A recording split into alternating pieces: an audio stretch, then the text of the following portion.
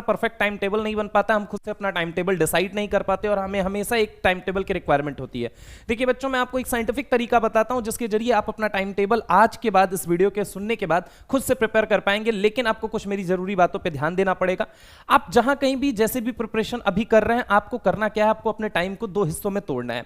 65% timing आपको इन 3 कामों में लगाना है और 35% टाइमिंग आपको इन 3 कामों में लगाना है। और अगर आप ऐसा 2 हफ्तों तक कर पाए तो आप खुद इस लेवल पे आ जाएंगे जहां के बाद आपको किसी भी टाइम टेबल की जरूरत नहीं पड़ेगी। आप खुद से अपना टाइम टेबल खुद ही प्रिपेयर कर सकते हैं।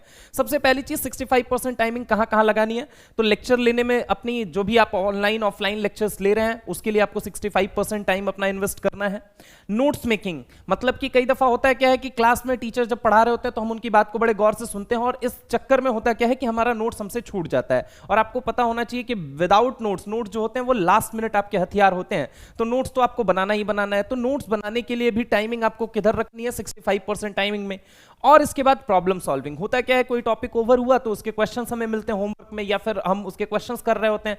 तो 65% टाइमिंग आपको इनके लिए यूज करना है। बचा हुआ 35% टाइमिंग जो कि मस्ट है, जो कि अक्सर बच्चा छोड़ता जाता है, that is revision. Revision, memorisation. होता क्या है कि हम रिवाइज तो कर लेते हैं लेकिन जब मल्टीपल रिवीजन की बारी आती है तो हम कहीं ना कहीं उस टॉपिक को लेके हल्के में लेके कि हाँ ये कर लेंगे और वो कल कभी नहीं आता है। तो बेहतर है कि मेमोराइजेशन के लिए, रिवीजन के लिए और शॉर्ट नोट्स बनाने के लिए आपको 35% अपने दिन का हिस्सा यूज करना है, सो दैट कि आप बेटर तरीके से प्लान कर पाएं कि आपको एग्जैक्टली करना क्या है।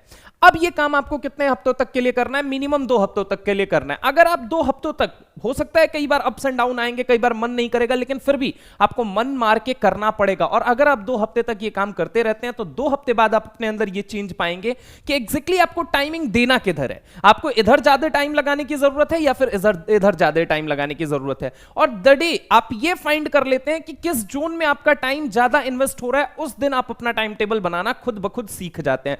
तो बेटर है कि यूट्यूब पे सर्च करने के लिए कि how to find the best time table, या फिर नीट के लिए सबसे बेस्ट टाइम टेबल क्या है, या फिर कॉम्पिटिटिव एग्जाम के लिए बेस्ट टाइम टेबल क्या है। आप बेहतर है कि इस मेथड को फॉलो कीजिए और अगले 2 हफ्ते के अंदर आप अपने अंदर देखेंगे कि एक चेंज आपके अंदर आ रहा है। और वो चेंज जो कि आपको कुछ दिन पहले किसी से आप कुछ डिमांड कर रहे थे कि टाइम टेबल बना के दे दो, ये बना के दे दो, वो बना के दे दो, अब इन सारी चीजों से आप छुटकारा पा चुके हैं। Thank you very much.